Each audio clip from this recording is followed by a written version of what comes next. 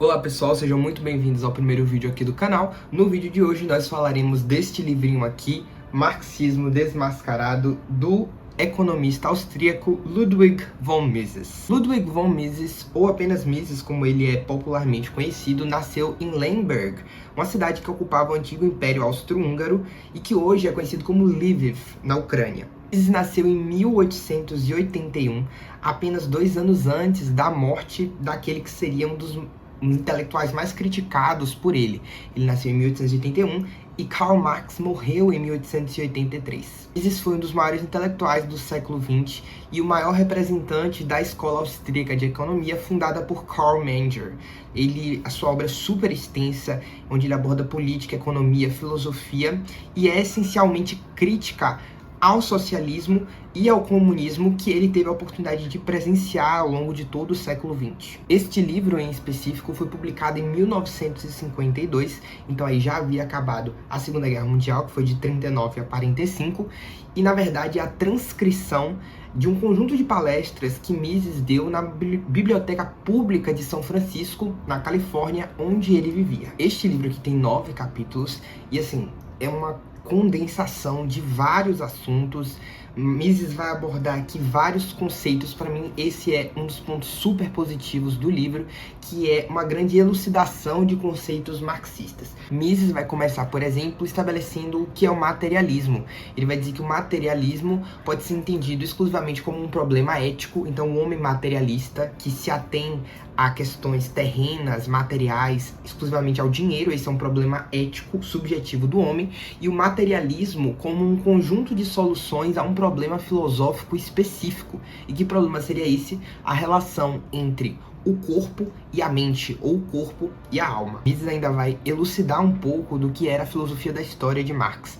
Marx entendia que a história, ou a presença do homem, o movimento do homem na história, era produto das forças produtivas. E as forças produtivas determinavam as relações de produção. Para Marx, o feudalismo e o capitalismo eram, por exemplo, relações de produção, ou tipos de relações de produção. Marx não sabia de onde surgiam essas relações de produção ou de onde surgiam essas máquinas ou forças produtivas, mas ele acreditava que elas eram as responsáveis por determinar as relações de produção. Mises vai explicar também um pouco sobre a concepção marxista de ideologia. Para Marx, ideologia era algo muito específico, era uma doutrina falsa.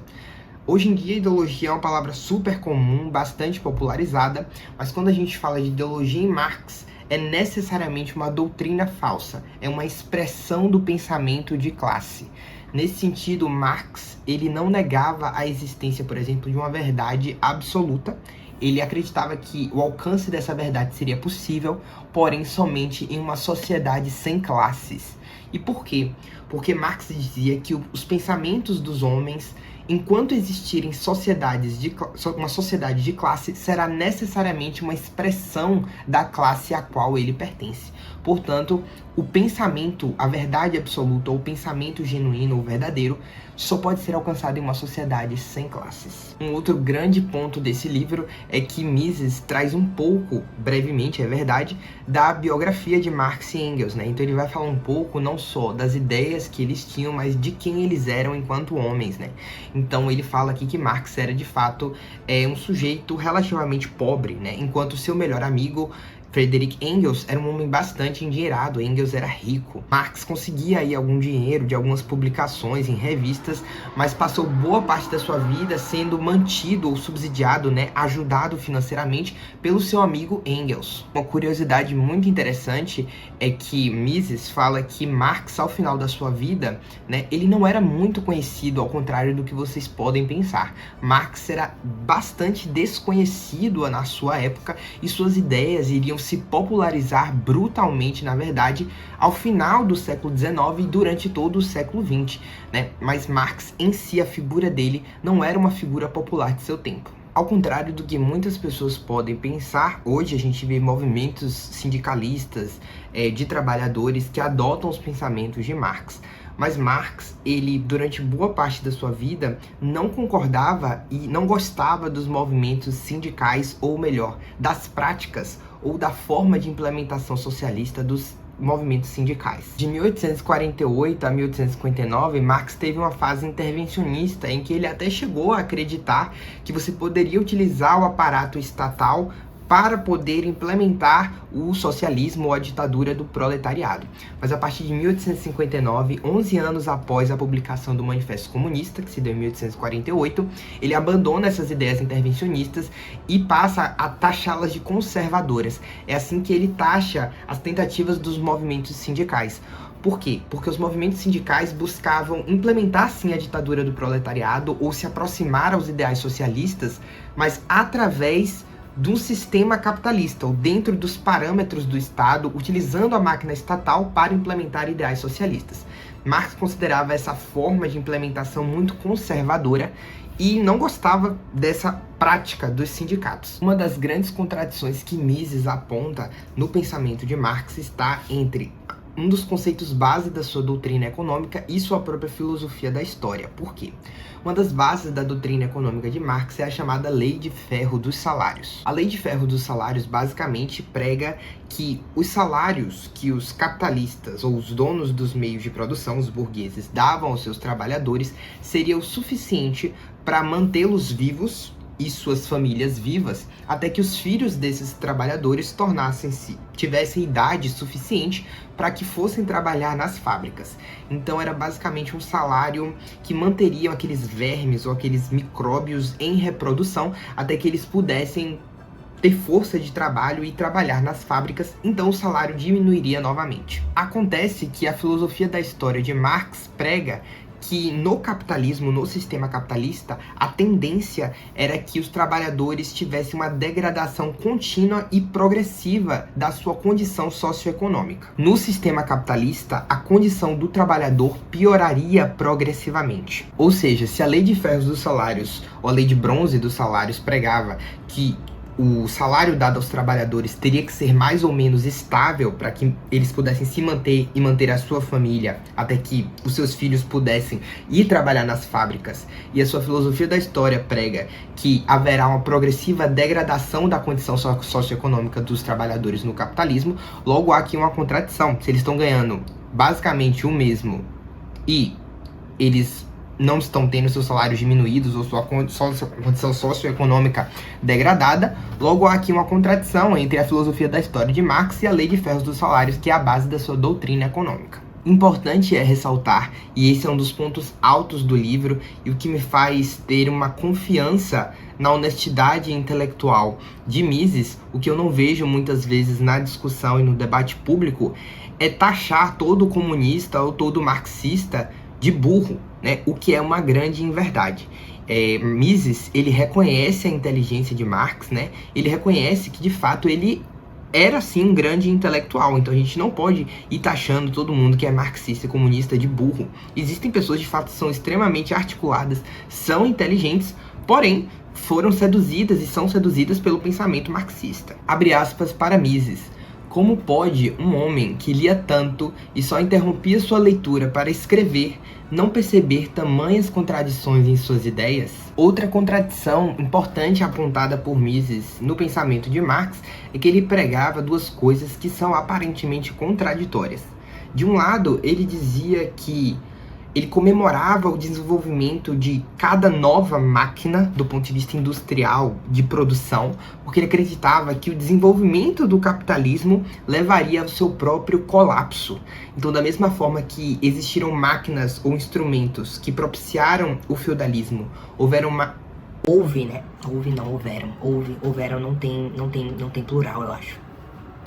Assim como existiram máquinas que propiciaram o feudalismo, como existiram máquinas que propiciaram o capitalismo, existirão máquinas que propiciarão o socialismo. E o desenvolvimento de cada nova máquina no capitalismo era uma comemoração, um motivo de comemoração para Marx e Engels, porque eles acreditavam que o capitalismo estava fadado ao seu próprio colapso. Havia um certo determinismo, um fatalismo na filosofia da história marxista. Ao mesmo tempo, Marx propagava a movimentação das massas, a ditadura do proletariado e a movimentação do proletariado, né? E isso parece um pouco contraditório, porque se o capitalismo está fadado ao colapso, então não há uma necessidade de que os trabalhadores se movimentem enquanto organização internacional, não há necessidade que os colaboradores, não há necessidade que os trabalhadores se movimentem, criem sindicatos, promovam a ditadura do proletariado, já que basta que eles se sentem, cruzem os braços e esperem o capitalismo entrar em colapso por si próprio. Um outro ponto positivo desse livro é que a linguagem ela é bastante simples.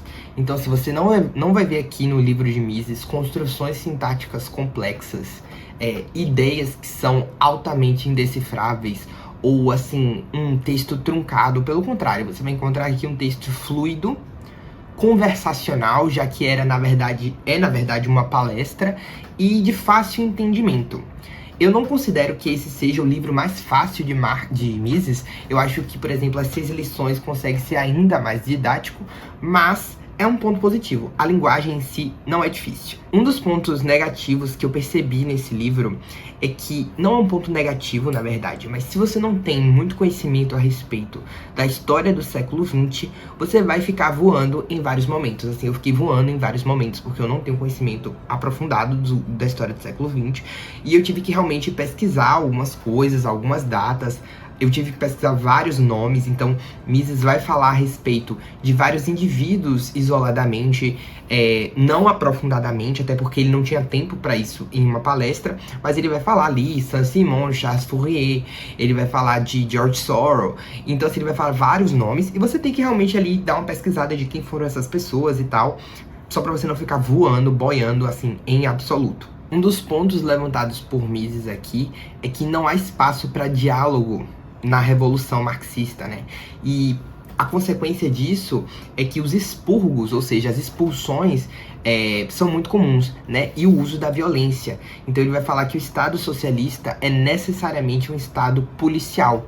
Não é como a gente vê em uma democracia ou no Congresso ideias sendo debatidas. Não há debate na Revolução Proletária, porque, na verdade, a Revolução Proletária pressupõe a quebra do status quo. Então, é de fato um movimento, digamos assim, convulsionante, é um momento de instabilidade política. Então, não há diálogo na Revolução Marxista. As ideias do proletariado pressupõem-se corretas, e aqueles que não estão em consonância com as ideias do proletariado devem ser expurgados ou, como foi comumente realizado no século XX, eliminados. No começo do vídeo eu falei para vocês que as relações de produção, que na verdade as forças produtivas, as máquinas e as ferramentas determinavam as relações de produção, e que, por exemplo, o feudalismo e o capitalismo eram considerados relações de produção. O que eu não terminei de dizer é que Marx acreditava que essas relações de produção, né, então ali os modos de produção capitalista, a fábrica, o direito de propriedade, etc., era o que ele chamava de estrutura, né? E, por exemplo, a arte, a filosofia, a política, enfim, era a superestrutura. A superestrutura era necessariamente determinada pela estrutura. Então, qualquer tipo de movimento artístico ou qualquer coisa que fosse produto da mente humana deveria ser analisada necessariamente através da ótica das relações de produção.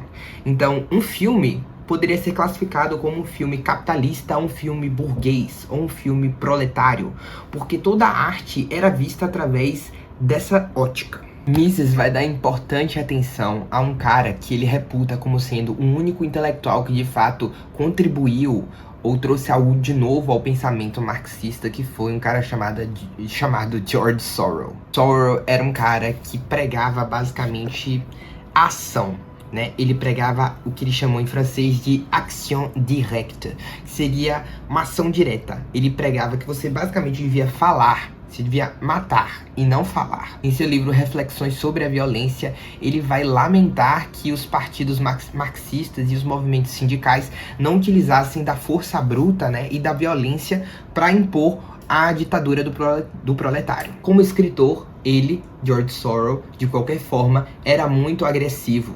Ele louvava a crueldade e lamentava o fato de que ela estava cada vez mais desaparecendo de nossas vidas. George Soros teria influenciado não somente Lenin e Trotsky, como também Hitler e Mussolini. Então, a maioria dos escritos de George Soros estão datados entre 1890 e 1910, e junto com Marx, eles foram, assim, os grandes intelectuais que influenciaram a ideia de ditadura do proletariado e de você tomar o poder através da violência. Um dos pontos de discordância que Mises apresenta aqui no livro é que Marx entendia que as relações de produção determinam as ideias dos homens. Tanto que ele diz que ele não sabe de onde nascem as forças produtivas, elas simplesmente brotam, porém elas determinam as relações de produção, e as relações de produção determinam as ideias que povoam as cabeças dos homens. Mises vai dizer que Marx não conseguia compreender que, na verdade, as forças produtivas advinham das ideias dos homens. As máquinas eram produtos da inventividade humana. Tanto é assim que Mises dirá que o que permitiu o florescimento do capitalismo brutalmente no século XIX, não foram as relações de produção ou as condições materiais, mas a mudança de mentalidade dos homens. Foi a mudança de mentalidade dos homens que provocou uma mudança nas suas atitudes, e é a mudança nas atitudes que altera a realidade. Mas tudo isso começa com a mudança da mentalidade, ou seja, das ideias. Um ponto engraçado e que pode fazer a gente refletir é que Mises dirá que muitas pessoas que eram contra o comunismo no século XX não eram contra porque defendiam um sistema de mercado livre, ou porque acreditavam no laissez-faire, ou porque acreditavam no Estado mínimo, ou no capitalismo enquanto sistema econômico. Eram muitas vezes socialistas e comunistas, mas que eram contra o comunismo russo. Ou seja, eles continuavam acreditando em um Estado ditatorial do proletário, continuavam acreditando que a verdade só seria alcançada numa sociedade sem classes, ou que tivesse apenas as classe proletária, porém eles eram contra o comunismo que fosse encabeçado pela Rússia. Ou seja, comunismo pode até ser, mas contanto que seja encabeçado pela minha nação, né? Assim é bom demais. Um grande movimento de mudança nas ciências naturais e que Mises aponta como muito importante foi a psicanálise de Freud e Bauer. Mises dirá que a psicanálise é justamente o oposto do materialismo, no sentido em que a grande contribuição da psicanálise no campo das ciências naturais foi constatar que ideias, concepções e crenças poderiam causar alterações no corpo. Até o advento da psicanálise, toda a psicologia e o entendimento era de que as mudanças na mente ou na concepção dos indivíduos eram causadas necessariamente por mudanças fisiológicas. Ou seja, em outras palavras, a materialidade, as células, os átomos, ou sei lá, qualquer mudança corporal era física, era o que causava uma mudança na mente. Porém, Freud vai inverter isso e vai dizer, olha, é possível que mudanças na mente, na concepção, na crença e nas ideias gerem alterações no corpo. Ou seja, a psicanálise, segundo Mises, é justamente o oposto do materialismo. Abre aspas para um dos trechos que para mim foram mais chocantes e significativos do livro. Diz Mises: a maior filosofia do mundo atualmente é a dialética materialista, a ideia de que é inevitável que estamos sendo levados ao socialismo. Os livros que vêm sendo escritos até agora não foram bem sucedidos em rebater essa tese. Precisamos escrever novos livros. Precisamos pensar nestes problemas. São as ideias que distinguem os homens dos animais. Esta é a característica humana do homem. Importante é a observação que Mises faz sobre o governo representativo, que ele diz que o governo da maioria, o governo representativo, não necessariamente é um governo bom, mas é um governo que assegura relativa estabilidade política. É a única forma que nós conseguimos desenvolver enquanto humanidade de se alterar o governo sem que seja necessária a violência. Então, o governo representativo não necessariamente é um governo bom, mas é um governo estável. Uma das possíveis críticas que eu faria ao pensamento aqui de Mises nesse livro, e que ele fala com bastante é uma parte bastante interessante do livro, é que ele fala que os consumidores são soberanos. Então, a afirmativa produzir por utilidade e não pelo lucro é um contrassenso, porque o lucro, ele advém necessariamente da satisfação das necessidades das pessoas, dos consumidores. E a satisfação dessas necessidades é intrinsecamente algo útil. Portanto, o lucro é uma prova, digamos assim, é um sinal de que o empresário foi útil, no sentido de que ele satisfez uma necessidade.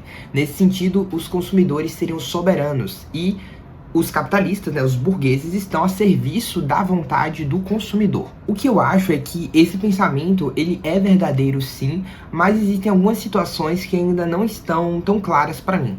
Quando a gente pensa, por exemplo, no capitalismo do século XXI, lembrando que ele escreveu isso aqui em 1952, a gente consegue perceber, por exemplo, grandes corporações ou até empresas de luxo, por exemplo, que elas não apenas satisfazem a necessidade dos consumidores, mas elas também têm o poder de gerar essa necessidade.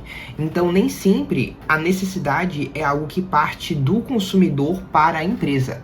Eu acredito que existem empresas hoje em dia que têm plena capacidade, poderio econômico e comunicativo de gerar uma necessidade. Lembrando que empresas não atendem apenas necessidades físicas, como a necessidade de comer, de beber ou de ter relações sexuais. Existem empresas, muitas empresas, que atendem necessidades exclusivamente psicológicas. Por exemplo, empresas de luxo, né? Então, você não compra uma bolsa da Gucci por 36 mil reais porque você precisa guardar coisas dentro dela, né? Então, a essência do produto não é sua utilidade, é a marca, é o branding. Então, você está ali preenchendo uma necessidade psicológica.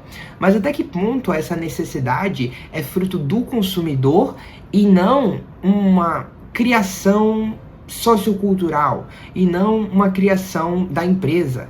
Até que ponto a gente pode dizer que um produto como esse, que não atende a uma necessidade básica ou vital, é fruto exclusivamente da vontade ou da necessidade intrínseca do consumidor? Será que o consumidor é de fato 100% soberano? Eu acho que esse questionamento no século XXI, ele é válido, mas eu entendo totalmente o pensamento de Mises, considerando que ele escreveu isso aqui em tempos de pós-guerra. Então, assim, é só um questionamento que fica. Se nós fôssemos falar de absolutamente todos os tópicos abordados nesse livro, esse vídeo facilmente teria mais de 3 horas.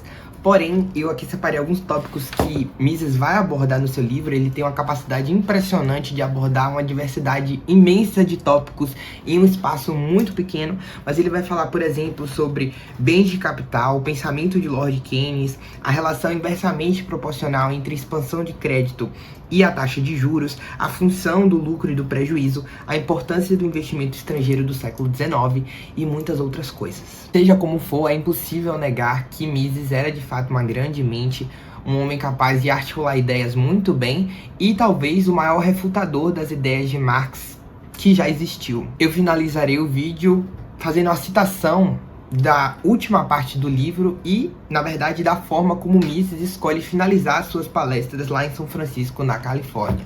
Nas palavras de Mises: eu não sou favorável à economia de mercado e contra o socialismo porque os capitalistas são muito legais. Alguns são, outros não. Eu apoio o capitalismo porque ele beneficia a humanidade.